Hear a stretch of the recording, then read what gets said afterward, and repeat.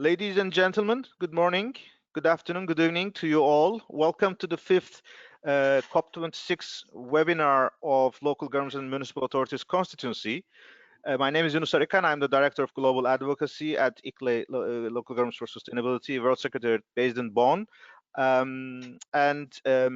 Today we will have a special session of our monthly climate-focused webinars because today is the 17th of June, which is globally observed as the Desertification and Drought Day under the auspices of the UN Convention on Combating Desertification.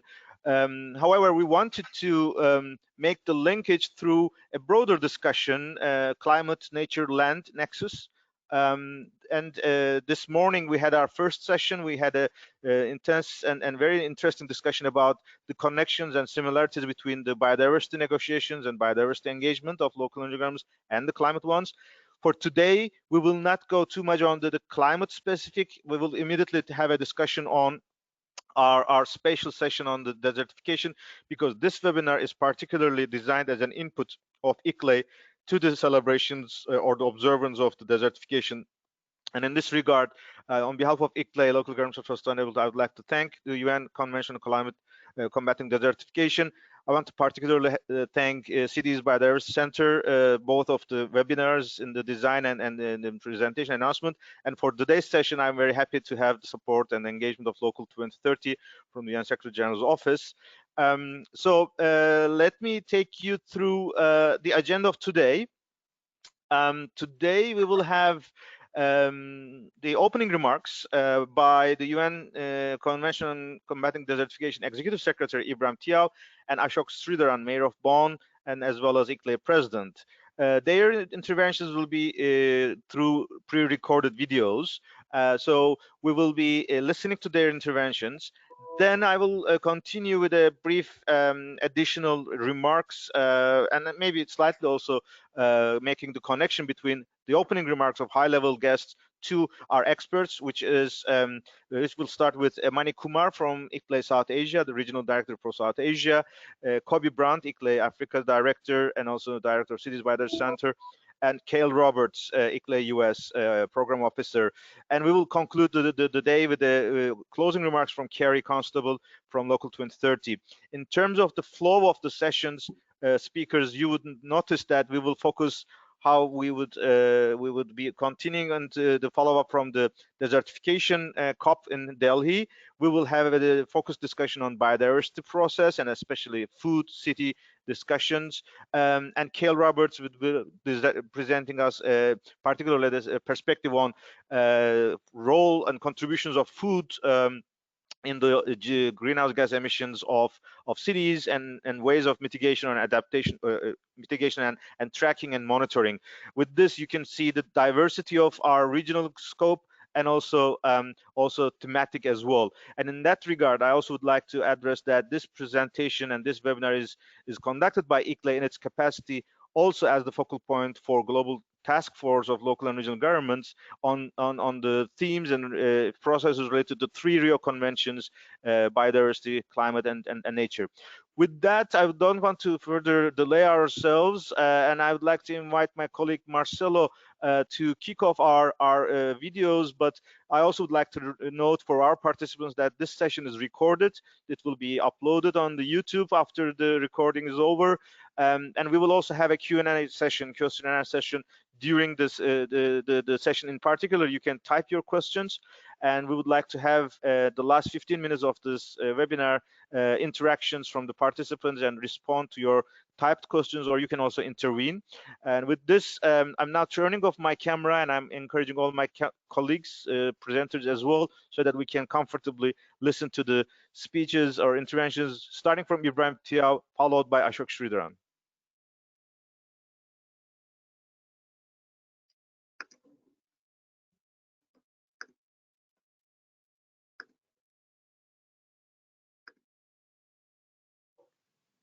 Dear friends, in the past few months, the COVID-19 pandemic has led to social and economic crisis. Lockdowns, export bans, and quarantines are restricting food security chains and purchasing power, while labor and input shortages in some areas are disrupting food production, processing, and distribution. The world's most vulnerable populations are also the most affected, and cities are on the front line. Cities are the closest to the citizens, and they will be asked, if they have not already been, to provide responses. Those responses will work best if they are bold, forward-looking, and holistic. Looking at the climate-nature-land nexus, cities today are highly unsustainable. Covering only 2% of the Earth's surface, they nevertheless consume 75% of Earth's resources. The expansion of urban areas will also define our ability to get enough food, that is, our survival as a species. The outward expansion of towns with over 100,000 inhabitants are expected to increase by 170% by 2030. Every year, over 19 million hectares of productive agricultural land get converted to accommodate spreading urban centers and industrial developments. And with the most rapid rates on urban expansion, Asia and Africa are projected to experience 80% of the global cropland loss due to unplanned expansion. So we haven't done well at connecting the dots so far. We know we can do better. We know we must do better. We know we can build better. On Desertification and Drought Day, and with the slogan Food, Feed, Fiber, I very much welcome today's session organized by our long-time partners at ICLEI. I wish you some fruitful discussions, and we look forward to hearing your bold and forward-looking views. I thank you for your kind attention.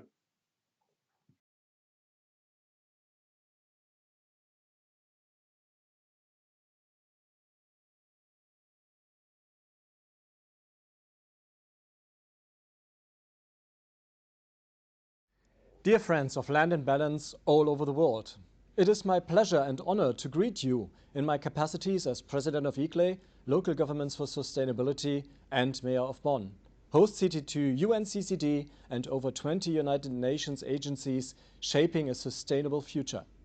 2020 marks the 75th anniversary of the United Nations of 75 years of multilateral cooperation for peace and sustainability. Food, feed, fiber, the motto of this Desertification and Drought Day could not have been chosen better. Amidst the global crisis, we understand the benefits of ecosystems and natural resources brought to us by the land around us better than ever. 2030, the year of the global SDG stocktaking, will see 2/3 of humankind living in cities. During the UNCCD COP14 in Delhi, local and regional leaders highlighted the vital role of cities in supporting equitable economies and conscious land use. In Bonn, we are pursuing these goals through our sustainability strategy.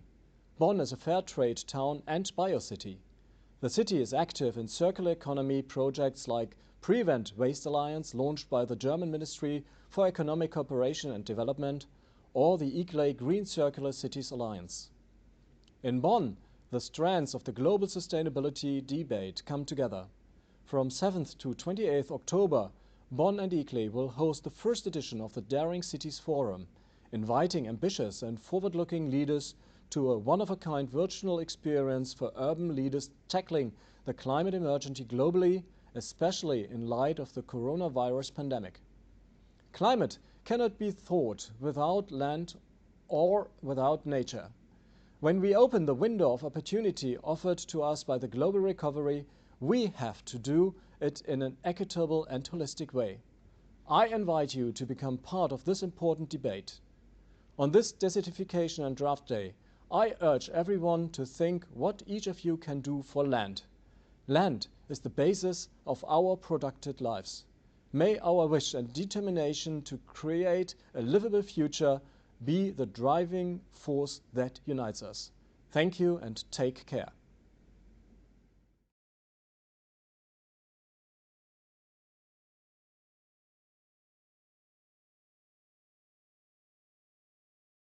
So we have listened to two inspirational interventions and very bold messages from both Convention on Combating Desertification Executive Secretary Ibrahim Thiaw and Mayor of Bonn. If you have noticed the tones, first of all, it was really nice that they were addressing that the discussion on the food is not independent from our crisis of sustainability, and that root cause change of lifestyles is an important element to address these challenges and even overcome this.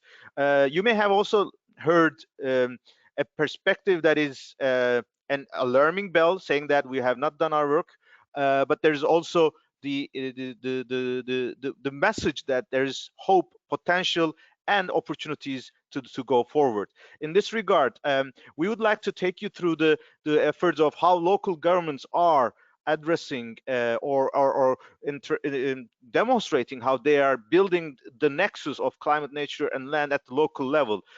Both of them, or three of them, in fact, are core elements of sustainability based on the fact that they are legacies of the Rio Conventions from the Earth Summit in 1992.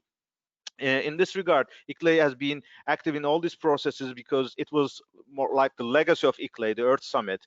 And on behalf of Global Task Force, now we have the mandate in all the three processes to represent the voice and coordinate the engagement of local and regional governments. In that regard, this is also the year that we are in, 2020, not just for COVID, but also in the global process is an important moment because we are asking for convergence of many of the agendas, be it climate, be it biodiversity, be it SDGs, or be it the land degradation. So in this regard, we're very happy to see on the climate front, we have addressed that the climate COP in Glasgow should be multi-level COP that is engaging all levels of government with a particular focus on circular economy and nature as an additional element. In the biodiversity, we have been working on the deal for nature, which is encompassing a whole of society. In that sense, a huge mobilization is going on, and we will listen from Kobi in that regard how biodiversity process is taken up. And in the land, over the past 20 years, our engagement have been advancing as the discussion of desertification is also connected to the land degradation. And in that regard, last year we had the first decision of the CCD COP for engagement of local and regional governments. So in the next couple of minutes, we will start to hear the experience. I would like to start by inviting my colleague Mani Kumar, ICLEI South Asia Executive Director, in the sense that he's one of the very few people, not just in ICLEI, but probably around the world, who has been witnessing, even in the engagement of the design of the summits of all the three conventions, the COPs, from climate, biodiversity, to land. So in that regard, I think Kumar could share with us, first of all, their experience in Delhi COP, but also make some assessment or observations of the three modes of these global processes. And of course, we would also ask him to particularly have some debriefing about the case in Asia. As you may heard from our Executive Secretary Ibrahim Thiaw in his remark, he particularly mentioned about the importance of Asia and Africa, and I'm very happy from both Asia we have Kumar and Africa is represented by Kobi. So I think we are responding very well to the expectation of our Executive Secretary. Kumar, the floor is yours, please, and we're eager to hear your remarks. Thank you, Eunice. Can you hear me? Yes. Okay. Let me just see if can you see my slides also or no? Yes, we can see your slide. Maybe you can turn in the presentation mode. Okay, I'll just do 1 minute.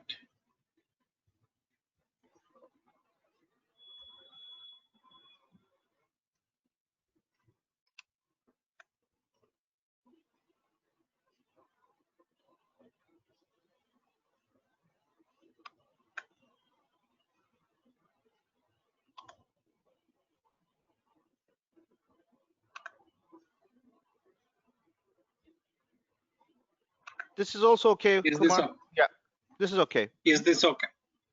Very well. Yeah. Thank you.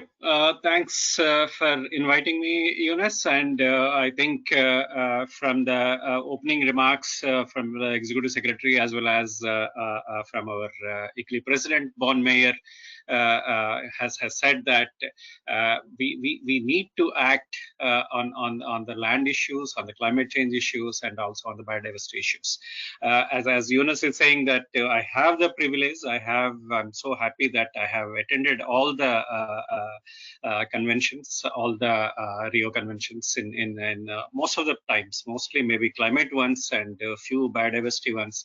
And I was also part of the UNCCD one last year in Delhi when we were hosting in Delhi, and along with the UNCCD, as the Executive Secretary said, that we have done the first time or maybe second time in UNCCD that there is a local government day, and we are so happy that we have more than 25 mayors from all over the world, and also more than 100 participants have participated in the local government session.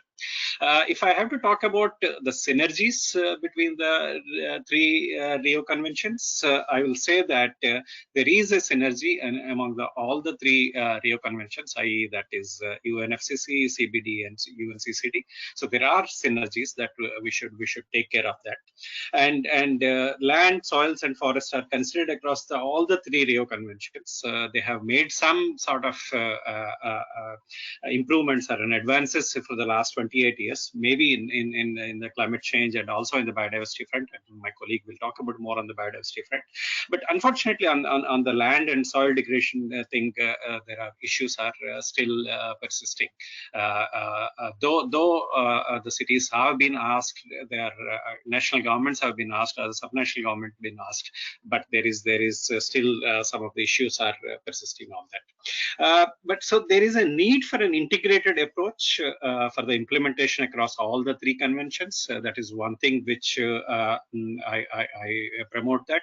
And if I have to say that opportunities are existing through strengthening linkages between again all the three conventions, and also maybe including to the SDGs, what we can do that. New innovative partnerships on land restoration, sustainable agricultural and food production can be catalytic for both achieving the land SDGs as well as other land-based development solutions. And I'll say that traditional investors, banks, and pension funds are looking into how we can help on the land-related issues on that. The land-based solutions envisaged for the implementation under the land degradation neutrality (LDN) could contribute up to 30% of the emission gaps. Again, maybe my colleagues will talk about more climate linkages to that, which will also can meet the 1.5 degrees Celsius target under the Paris Agreement. So what I will say that is there is a linkage even for the biodiversity. As I said, that maybe my colleague will talk about more on the biodiversity linkages from the land and climate and on that. But soils and land play a key role to achieve the post-2015 development agenda and can be found across the sustainable development goals. So this is what I say the synergies between all the three conventions. And I don't want to go into all these details because the Executive Secretary was also talking about how the Asia and also the Africa are going to have an impact.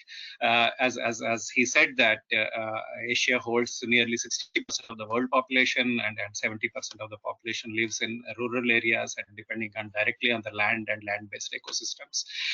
But what I just want to bring the point here is that right now, because of the pandemic, maybe most of the national governments or city governments, they have to address because we have a pandemic in front of us. But I just want to caution in the longer duration, unless until we address the climate issues, the biodiversity issues, the land issues, we are going to face more issues in the world, like these pandemics or anything else on that. So my point is that we need to address land-related issues. We need to address the biological biodiversity-related issues and also the climate change issues on them. I just want to go through the last slide, which Mr.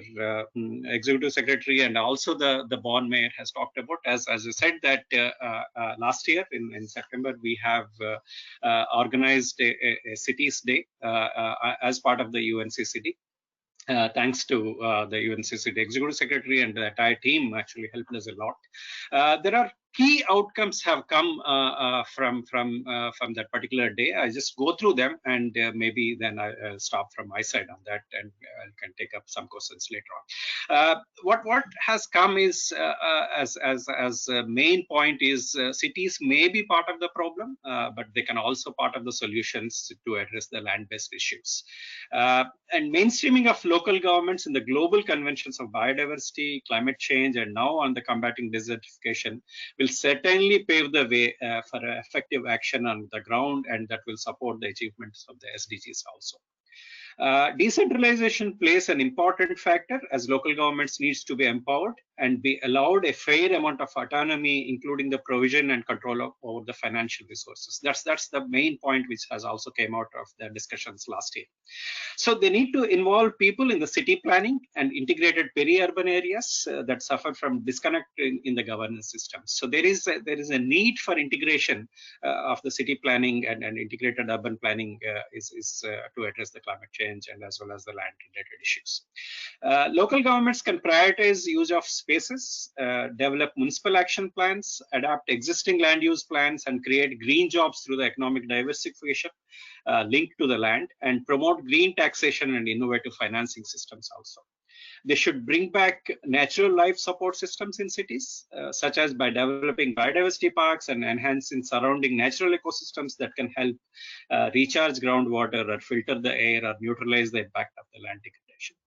My last 2 points, I think capacity building is one of the main issues which has also been identified as part of the declaration in last year. So capacity building for effective action and access to the technology were identified by the mayors as a critical, sustainable urban and rural land management issue. And enhancing vertical integration mechanisms is also key to the concentrated land. So what they say that it means to act, leave no one behind approach. The central commitment for the sustainable development goals and other global frameworks, including the Paris Agreement, the new urban agenda and the CBD strategy for the biodiversity, in addition to the global land neutrality goals on the CCD of that. So all this has come, all this has been discussed as part of the local government day last year. But there is a mention also in the New Delhi declaration of the UNCCD. You can see that in the declaration, the role of the local governments in achieving the objectives of the UNCCD and encourage the local governments to adapt integrated land use management and enhanced land governance to rehabilitate the natural resource base that makes cities sustainable, taking into consideration the new urban agenda, including by reducing the rates of land consumption, soil sealing, along with the biodiversity and ecosystem loss. So there is a very clear-cut message to all the local governments as well as to the national governments that you need to mainstream the land if you want to address all the issues on it. So I'll just stop here, and I just want to give it back to Eunice to take it forward on that. Thank you. Thanks a lot. Thanks, Kumar. Thanks a lot for this both overview, but also with the specifics. I think we have to once again congratulate our progress, because with the last decision in last year, we have completed, let's say, the circle of that. Now in the 3 Rio conventions, we have specific mandates, specific recognition, very let's say focused, customized messages, and maybe that could be one of the reasons why we could also be more positive when the secretary was saying that why didn't this happen. I think all the communities are also advancing and learning from their past achievements, but also failures, and especially going beyond silo thinking, that thinking of more holistic messages, making it much more close to the daily lives, but also empowering their partners, local and regional governments, both in terms of mandates, but also, as you mentioned, about finance a couple of times. I think these are the reasons why we could be successful in the in the next period much more than we used to be before, and thanks to also the uptake from all the citizens, that there is a pressure and expectation for us to deliver these services. And now we will go to Cape Town, Africa. We will have the intervention from Kobe, my colleague Kobe Brandt from ICLEI Africa Regional Secretariat, but also Director of Cities Biodiversity Center. She's been taking the flag of the local energy programs in the biodiversity process, and she's been championing the sustainable urbanization across the continent of Africa. And she has been now also integrating particularly all these agendas, both in terms of her technical work in the biodiversity, but also in the region. So, Kobe, how do you see the advantages and opportunities from the biodiversity agenda to address the desertification, and how Africa is preparing to take up this challenge and bring some concrete progress in the implementation? So we will show your slides from my side, from my screen, and I will invite you to intervene, and you can start to speak. I will turn off my microphone now.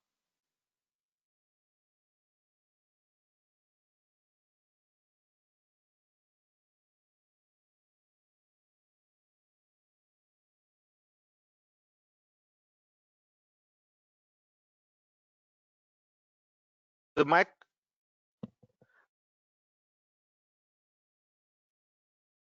Thank you. Thank you. Perfect. Thank you very much. And I was just saying that we can almost already go to the next slide, please. There are only a few slides I'm going to speak to today, and thank you for the opportunity. I think if we go to the next slide, you know, we know the statistics and we know the data, and it's scary, and it actually points to when we look at the connection between land, desertification, production of food, biodiversity, addressing climate change, and if we look at poverty levels, etc., in regions of the world like Africa, Asia, etc., the statistics actually count up to give us quite a scary picture demanding urgent action. But the good news is that these agendas are deeply connected and that we actually do know what we can do about it. So solutions are there. The innovation is happening. We just need to scale it up. We just need to create the environment where we can actually bring these agendas together and come together holistically as a community, both the urban communities in our cities, but also as a global community working on these global agendas. And it can be addressed. By addressing land degradation, we can also address climate issues, and we can also effectively address biodiversity losses.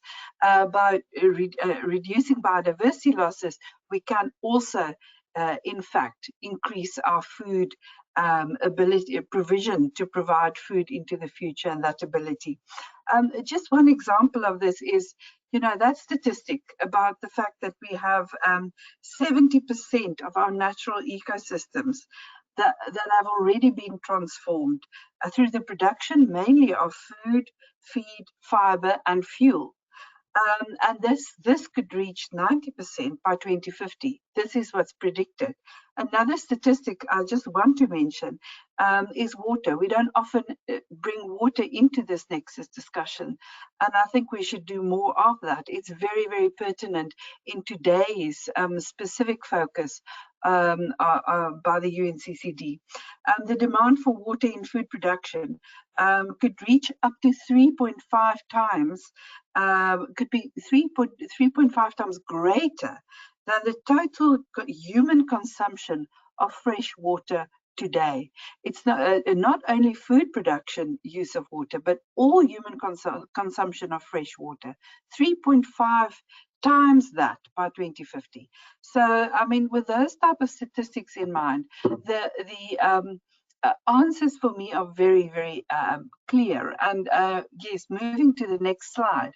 A lot of that lies in finding the nexus solutions, but a lot of that also lies in deep partnership, and partnership really at community level, but also multi-level governance partnerships within countries, at horizontal level between departments, in cities, in provinces, in countries, but also up and down at the multi-level governance level between the different tiers of government. Because if we look at these themes of food, fiber, feed, water, biodiversity, we understand that different levels of government in different countries have different competencies and different legal mandates. So for them to work together and take hands is absolutely vital. And therefore partnerships, even some unlikely and more difficult partnerships, are the only way that we can move forward. One example of moving towards such partnerships, for instance, is our Cities with Nature Partnership Initiative, where we already have over 155 cities that have joined. And this, although the focus is inherently in nature, it also speaks to how people, urban communities connect and find themselves engaging with nature. And more we see that people, especially now during COVID, it's been highlighted that people need to be reconnected. They want to be closer to nature. They want to actually understand better where their food comes from. They want to be able to make choices of buying locally, producing locally, supporting their local farmers and their local markets, etc., and be more responsible when it comes to making choices in terms of lifestyle choices and in terms of what they eat and how sustainable those choices are. So we're seeing this shift in cities happening, and that is why cities are the perfect nexus. In a way, it's in a city where we find the most innovation, and we find actually that great things happen and spring up from that urban connectivity that we have. So as Kumar said, we may be part of the problem, but we certainly need to and can be and already are part of the solution. And my last slide really is just from an African perspective. In July, we will be celebrating African City Food Month. We've got a lot of cities in Africa that have a particular focus and interest on food and food systems, and the circularity of that and the interconnectedness of that with the other SDG agendas, etc. And please do follow us and engage. And for those who are from Africa or even have Africa in mind, please do join us, follow the hashtag, and share your case studies, reports, and thoughts afterwards. And let's also reimagine, if we look at mainstreaming biodiversity and nature in cities, let's reimagine how we can do that with the right type of trees we plant, the right type of parks we design, so that we plant productive trees that not only looks nice and provides shade and addresses heat island effects, but also produce food. And let's think of urban parks that are large enough to actually also be productive systems from which one can harvest food. And I think with that, I will end for this intervention, and back to you. Thank you very much, Eunice. Thank you, Kobe, especially making this, giving the strong message that well-designed urbanization is in fact could be an opportunity to offer solutions to our ongoing desertification issues, and especially the food discussion is a very that's in the heart of all this synergetical approach, in the sense that Africa is also embracing this opportunity. So I think now we could also start to go to another type of the aspect, which is in the let's say developed countries or in the northern or the first world countries, there has been always an issue that biodiversity or food is not necessarily a direct topic, but we are seeing the obesity, or we are seeing the quality of food, but also we are seeing the dependence on exported goods and the waste that is produced by those let's say transboundary transformation of this food is also a threat, both the sustainability of the urban communities in these kind of the part of the world, but also embracing a progressive approach could both contribute to the loss of natural resources, but also complete the responsibility in terms of emission reductions and fair share of global resources. So in that sense, I'd like to invite now in the next round, and actually the last round of the presentation, is my colleague Gail Roberts from ICLEI US, in particular, how an emissions inventory with a consumption-based approach and integrating food, forestry in the GHG emission inventories could give us the importance of food and how we can address this and turn it into an opportunity for reducing our footprint and also offering services to our citizens in a more high quality. So, Gail, the floor is yours, and we're eager to hear your presentation. Thank you so much, Eunice. You can see my screen now, is that right? Okay, great. I'm sorry that I cannot join you all on webcam. I have a little issue with my computer's webcam, but we'll carry on. I know that it's been really nice to see some faces in recent weeks and months. So thanks again, Eunice and colleagues and partners across the Global Task Force, Local 2030, ICLEI Biodiversity Center. So where I'm at in the United States country office for ICLEI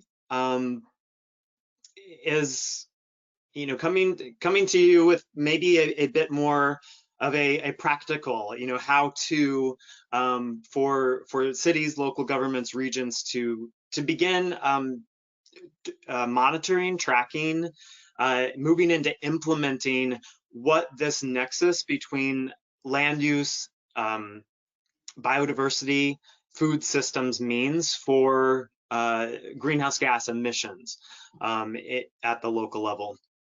So here in the US country office, ICLEI has really come to be known for its expertise in greenhouse gas emissions accounting and the interpretation of local climate data. In particular, this has been about developing a set of protocols or standards for how this emissions accounting work is done. And these protocols have been used by several hundred cities over the past about 8 to 9 or 10 years.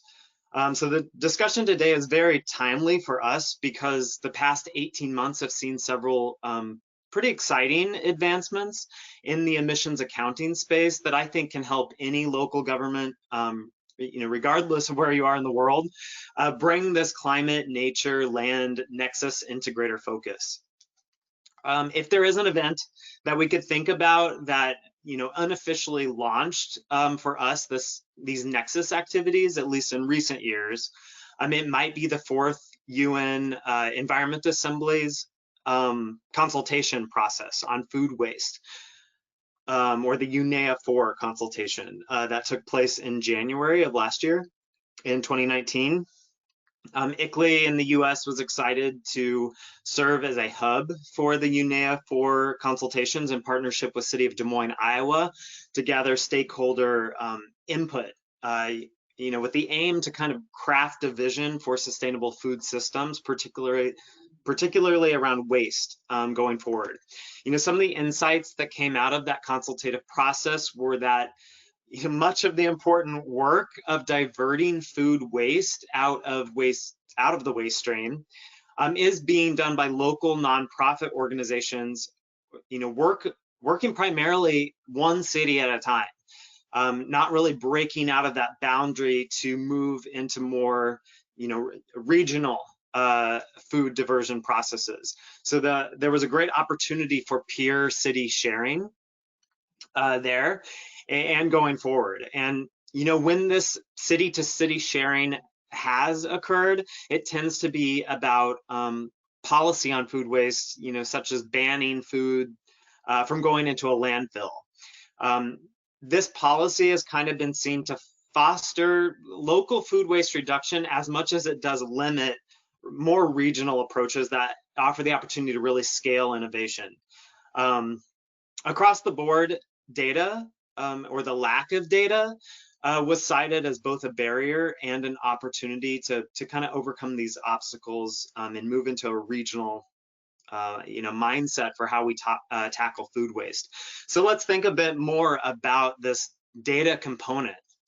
And before we dive into those two items on the screen, the middle two, it is important to recognize the intersection between these advancements and the Sustainable Development Goals. ICLEI in the United States is currently piloting a review with one US city, the city of Orlando, to explore the food-land biodiversity nexus within the context of the SDGs. After working with Orlando over the past about a year to quantify greenhouse gas emissions in an inventory, we're now moving into the next phase to develop an Orlando voluntary local review in support of the local 2030 agenda. Orlando's VLR specifically speaks to the SDGs contributing to this important nexus, and the lessons from this process are planned to be carried forward in a cohort training for about 20 additional communities to replicate the process in the year ahead in 2021. Great. So I had mentioned previously a bit about the GHG accounting protocols for local level emissions management. For years, these protocols have called on local governments to account for some land-based contributions to emissions, particularly around agriculture. So I'm thinking, emissions from fertilizer application or for the number of livestock within a community, that sort of thing. Food waste was not necessarily well accounted for until recently. So ICLEI developed a tool, and we manage a tool called ClearPath that has been used by several hundred cities and regions to account for their emissions. Last year, we added a food waste reduction calculator to that ClearPath tool. The calculator is able to take inputs of the amount of food waste reduced and the percent of that reduction that comes from different food categories. So that's, meat and dairy and grains, produce, and a few others. But the end goal, of course, is not to only account for current food waste, but also to plan programming to reduce that food waste even further. So the ClearPath tool is helping cities to not only inventory food-related emissions in that diagram in the lower left, but to move into those next level analyses of how to forecast food waste reduction and plan for programs that can drive food waste down even further.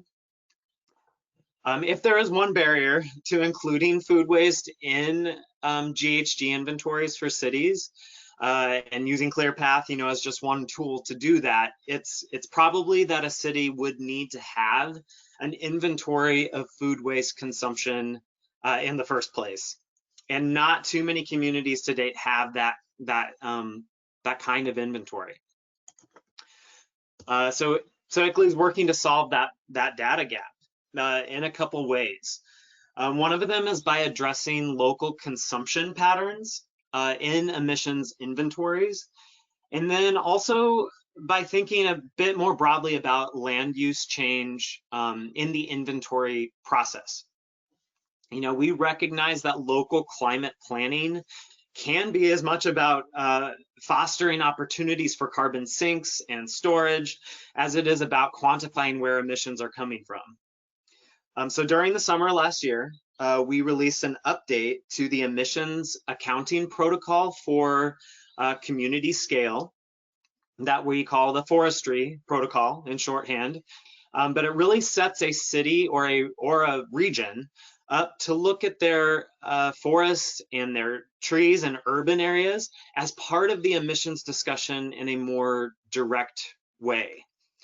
So to put that conversation into motion, over the past about a year and a half or so, we've been working with a small town in New York, the town I live in actually, it's called Phillipstown, to create an innovative GHG inventory that covers not only the sort of standard sectors, that are covered in inventories, thinking transportation, electricity use, water systems, these sorts of things.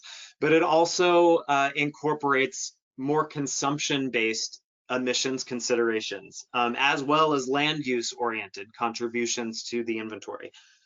So we surveyed about 350 households to collect information on what types of food people were eating, where their food was coming from, the grocery store versus a farmer's market or on-farm pickup, say, how much meat and other types of food were in people's diets, even attempting to check the amount of palm oil that that was in processed food in people's diets. So this graphic here in the middle and on the right shows that food ended up ranking number 2 in sources of greenhouse gas emissions when you start to take this consumptive approach, even above the energy used in heat for heating and cooling people's homes. So meanwhile, we quantified the carbon storage potential in a range of land uses. You can see them listed in the bottom half on the right-hand diagram: forests, wetlands, grasslands, and we found that forest-based carbon storage could be considered to account for about 40% of the emissions that are being produced. So the goal there is kind of to move communities to create a mindset for looking at opportunities to store emissions, to drive emissions down at the same time that we're quantifying sources of emissions. You can already think about the implications this might mean for conservation of forest land or reforestation activities. Similar to the Orlando VLR cohort, we are looking forward to kicking off a forest and trees carbon accounting cohort in September this year for about 20 US cities and regions to start uptaking this process and be able to train others for how to do this work and carry it forward, refining the data sources and the processes along the way. So pretty excited. This webinar actually announces a few of these initiatives for the first time. So invite everyone tuning in to follow along and help us really carry this work forward. Thank you, Eunice. Thanks, Gail. I was particularly happy to hear from you the reference to the role of the SDG process changing the mindset and then making holistic approaches and connectedness between the topics. And of course, the most striking is the data, how data could be a driver in terms of our work and to convince the decision makers, but in particular convince the individuals, the urbanites, to change their way of living for good, and to do it on a willingness basis, not as a stick, not as a compulsory, but a motivation, changing that, giving the impression that change is good for their benefit, for their health, but also for their city, but also for the global environment. I think these are the interesting things that, as you said, was not available in our hands, neither experts nor policymakers, so that these new ways of consumption-based approaches, accounting tools, and the need for holistic approaches like SDGs, cross-cutting issues. So I think we have covered a good diversity of themes and regions, continents across the world. Also, if we look at that, I am also based in Bonn, we can discuss definitely the aspect in Europe. So we have covered 4 continents. We had a relatively good biodiversity, as a gender diversity, in the sense that Kobe is the only woman in the speakers, but we are expecting Carrie also to come on board. And I'm particularly happy that we are able to offer positive solutions on the way, and the call for legislative power, financial and capacity building tools, but more importantly, this mindset of collaborative action and partnerships, which is the key for our success. So with this, I'd like to, before giving the floor to Carrie, because I don't see her yet in the speakers chat box yet, we can offer the floor open for participants. I see one of our colleagues, one of our participants, Pravesh Kumar, has typed a couple of questions which are mainly technical, especially the data, especially on annual soil loss by desertification or impact of agriculture, which I assume the speakers of this panel, which is urban experts, do not have too much information on that. But there's one specific question that may be very interesting, which is COVID-19 pandemic hampering the efforts to restore desertification and land degradation initiatives? That could be something very relevant. In the particular, over these couple of months, when we were facing the challenges or the difficulties, at the same time, we were also facing the interesting results, which is nature is coming back to cities, or air pollution being a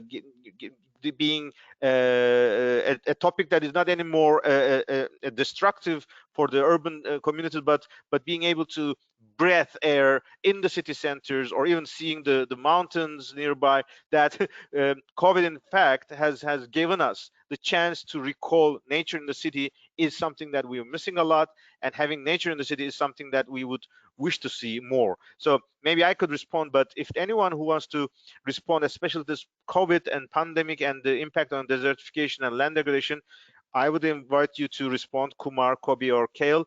And we still have the chance, if any one of our colleagues would like to raise any point now, you can raise your hands or type in questions. If not, maybe Kumar or Kobi, would you like to respond anything on the COVID relations? You can have 2 or 3 minutes each. You can also consider this as your closing remarks as well, because I think we will be not having too much options. So let's start with Kumar and come back to Kobi. Kumar, would you like to? I'm saying maybe Kobi should start, actually. Okay, Kobi, the floor is yours. Thank you, Kumar. Thank you very much, Yunus. Yes, absolutely. We've been in a lot of discussion, various webinars, meetings, very high-level ones, analyzing what's happening in terms of biodiversity and COVID. And I see today that WWF and the UN and others have actually brought out a joint statement, really making the case for the destruction of our ecosystems as a cause for current and future pandemics. And all the more reason for us to take action for nature, to embrace what we've seen in some cities emerging, a reconnection with nature. And it doesn't have to mean that we have to go back to our old ways. I think building back better means building back with a new vision, with a new vigor, to actually restore that deep connection humanity actually has with nature, and which we've sometimes forgotten. And you know, one needs to start thinking about how one reviews wealth and success and health and happiness and quality of life. And maybe the GDP instrument is a bit of a blunt one these days. If one looks at the quality of urban life, the majority of human populations will be living in cities for the foreseeable future, but this is also an opportunity to reshape and reimagine our cities in new ways that can actually not lose what we've seen happening in these last weeks during lockdown. And yes, absolutely, bringing land, bringing food, bringing nutrition closer to home, and let urban communities make those wise choices by information sharing, by lobbying, by advocacy. Our work is important. The work of our fellow city networks are very important. We've got to take hands. We all need to do it together. And absolutely, yes, what we've seen now, this connection with nature, it's a start. We feel very optimistic in the nature world that things are going to change, especially with COP15 next year in Kunming, where there will be a new global biodiversity framework adopted to show us the way into the future. And cities and regions will be a fundamental key partner in the implementation of that new global biodiversity framework. You want to also continue? Yeah, I given it to Kobe because she can maybe articulate completely what is happening on the biodiversity front and the urban areas, and also bringing the land is part of that, actually, that is. But I was reading an article in the morning today, and somebody has said clearly, this is a UN statement also, one of the UN employee has said that this entire COVID thing is a drill to the addressing major issues in the world facing, including the climate change, biodiversity, and other issues. So don't see this as COVID pandemic as this has come, but this is a drill. Actually, we are all preparing ourselves so how we can address the major issues which are still have not been addressed all over the world. Though there are some Paris Agreement, there is biodiversity, as Kobe is saying already, the things. But what we are helping, actually, I think the cities are really looking towards that. They want to address the issues related to all that through maybe a COVID route, because this is one opportunity now cities have come. I was looking into listening to some of the city mayors recently. They were actually postponing a lot of issues, a lot of actions, a lot of innovations which they want to see it in their cities. But they felt this is now the opportunity they should take it forward, either related to data, related to the climate change issues, related to the transportation issues, related to the biodiversity issues. So they felt this is an opportunity for the cities to take it forward, all the innovative ideas what they were discussing for so many years, but they started putting on ground. So I see that as another positive point. What Eunice, you have said already, not air pollution or looking into the. I think there was a big photograph 200 kilometers away. The Himalayas have been seen by some of the cities in Punjab, which are nearly 200 kilometers away from the Himalayas. You can really see that. A lot of Indian cities, there are nearly 11 cities out of the 20 cities of there in the world on the air pollution front in India are there. But Delhi, first time I can tell you, their AQI, air quality index, is below 40. And never we have imagined in India that Delhi will have an AQI below 40. We talk about only 300, 400 AQI, not even before. So there is an opportunity for all of us to address the issues and see that in that angle. And I'm so happy a lot of political fraternity, a lot of administrative fraternity are looking in that direction and taking it forward. Yeah, maybe biodiversity issues, maybe climate change issues. You should take up that also because they are the ones which we are all fighting for so many years in the world, and see this as an example, this as a route to address those issues also. Yeah, I'll stop here. Gail, anything you want to add? Because I will also make some closing remarks to conclude in response to the question about COVID and the US, maybe. Maybe we lost Gail. Yeah, I don't see him in the panelists of the chat box. I am also informed Carrie is apologizing because she's invited by her boss, the director of the Deputy Secretary General, who is leading the Local 2030 for an urgent call. So we would respect, of course, this kind of last minute changes, but we're very happy to have Carrie and Local 2030 also giving us the motivation. So first of all, I'd like to thank and congratulate, first of all, the UN Convention Combating Desertification to choose this year's theme, Food, Feed, Fever, as a very to the point of our root causes of our current challenges on sustainability, but also as the opportunities for solutions for the long term. So in that regard, we as ICLEI are delighted to be part of this day's observance and mobilize our leaders and connect to the UN and also share our experience, and also on behalf of Global Task Force, strengthen our contributions to the global process. My last words would be about this COVID discussion. Very briefly, this is not the first time the world or humanity is facing a pandemic. There had been pandemics in the past 1,000 years, and in many cases, the death tolls or the consequences which were much more higher than what we used to see today. In that sense, the thing that is new is that there had been in no way, in no moment in time, the world has collectively responded into this kind of a crisis. In the history of United Nations, we're seeing for the first time all the nations are reacting, following the guidance from UN. For the first time in solutions, we do not have to find our ways in the middle of dark rooms, but we have Paris Agreement, the protocols, those SDGs. So for the first time, we are able to show the power of local and regional governments that can influence the contributions of their jurisdictions and learn from each other and immediately roll out solutions. That has never been the case before. So that's one of those reasons why we should take this crisis and turn it into an opportunity, and the fact that those countries who follow multilateralism, who follow the common sense of the sustainability practices, who follow the collaboration across all levels of government, who rely on their citizens through social and technological innovation, these cities, these countries will be the ones who would turn this crisis into an opportunity to leapfrog to the sustainability that we have been striving for over these decades.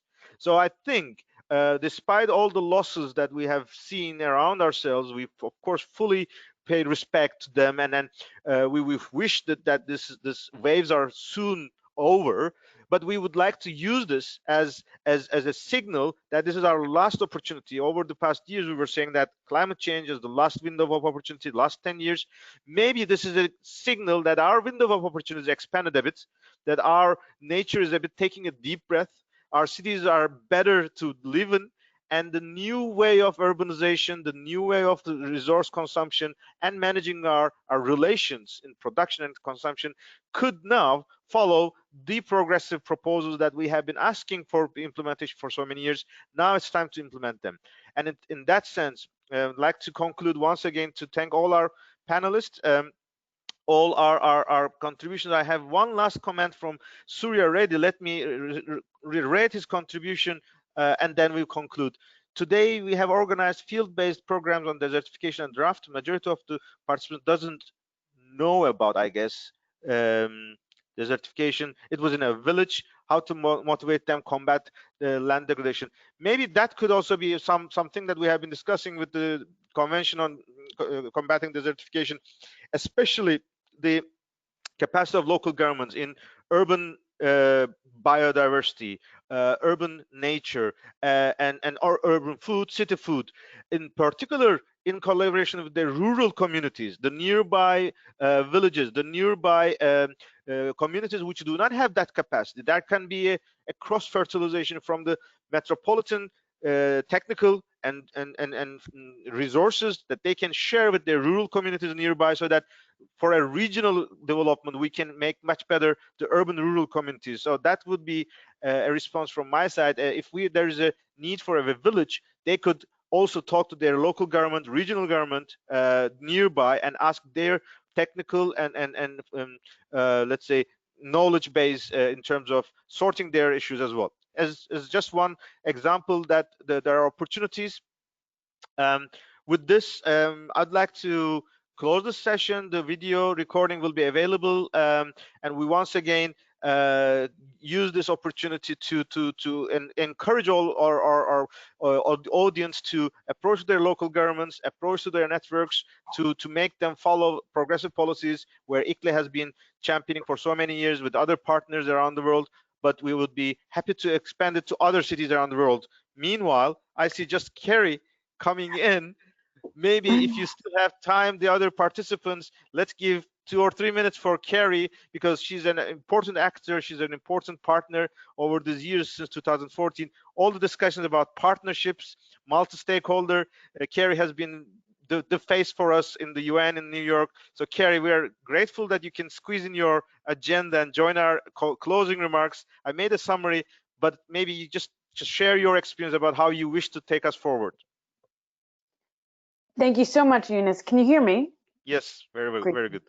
And I'm so sorry to everyone to miss the discussion. I really wanted to be here, and the meeting with the leadership came up. So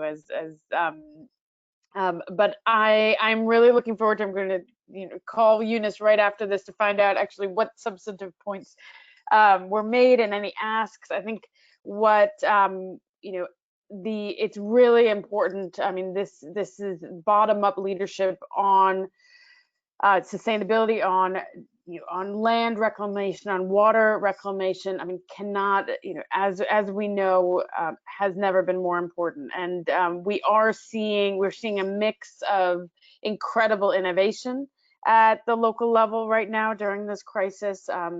And we also are seeing at many levels also significant environmental rollbacks that we just can't afford. So what the Secretary General, I mean, his leadership has been on many different fronts, of course. Many different aspects of this crisis are being looked at, and different strategies developed at global level, national level, local level.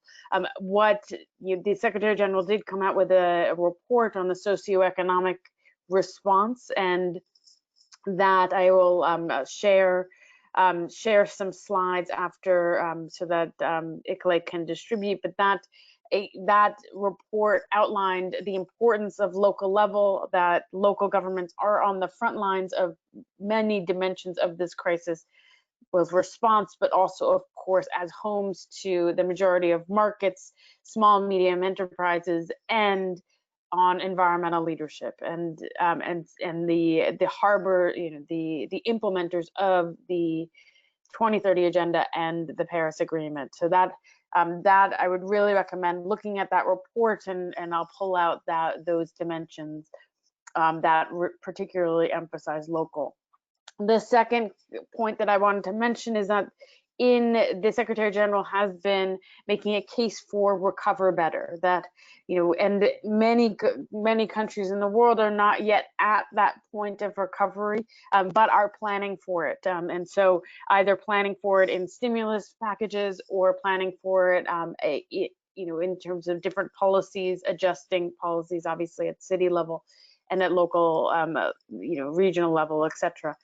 The Secretary General, in that context, announced 6 climate positive principles, which I also will send to Eunice for distribution.